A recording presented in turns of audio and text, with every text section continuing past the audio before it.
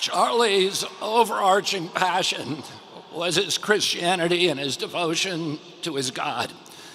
He believed what St. Francis taught us almost 1,000 years ago, that we should strive to live our lives in perfect imitation of Christ.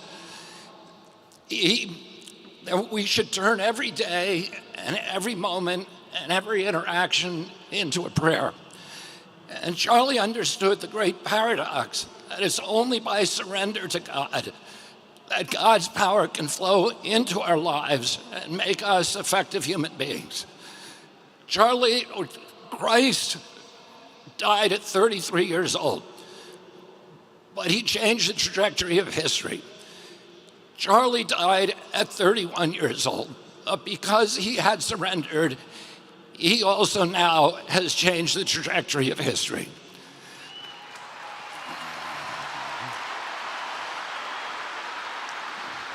Charlie's other passion was free speech. He understood that the free flow of information was the soil, the water, the sunlight for democracy.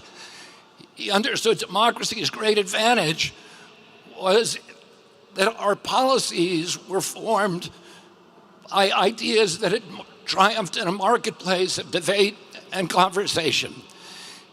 He thought that conversation was the only way to heal our country.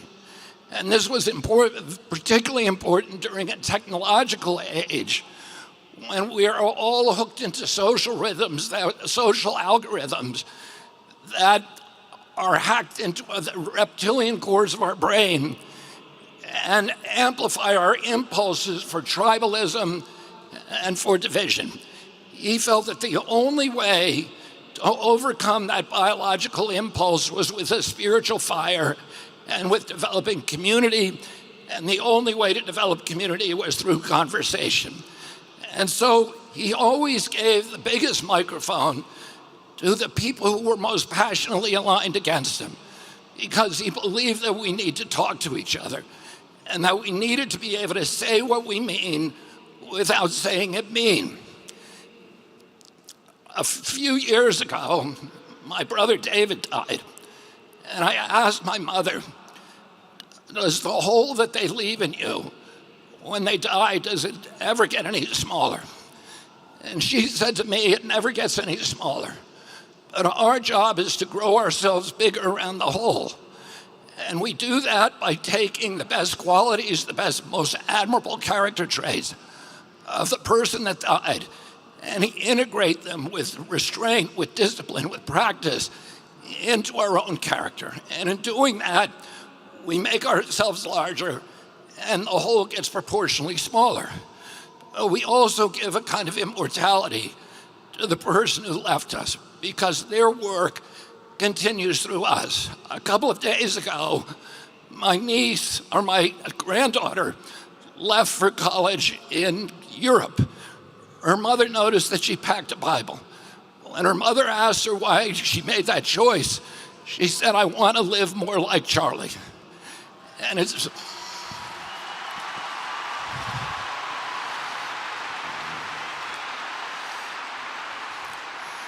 In one of my first conversations with Charlie in July of 2021, we were talking about the risks that all of us take when we challenge entrenched interest, the physical risk.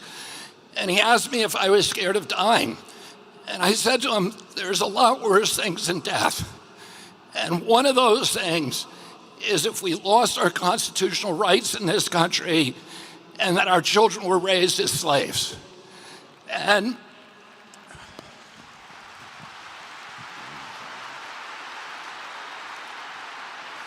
I said to Charlie, I said, sometimes the best consolation we can hope for is that we get to die with our boots on. Well, Charlie died with his boots on, and he died to make sure that we didn't have to undergo those fates that are worse than death. Oh, let's remember Charlie.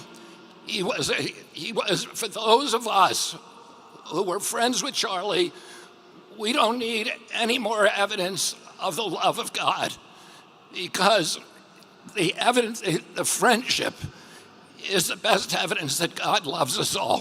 Thank you, and God bless you.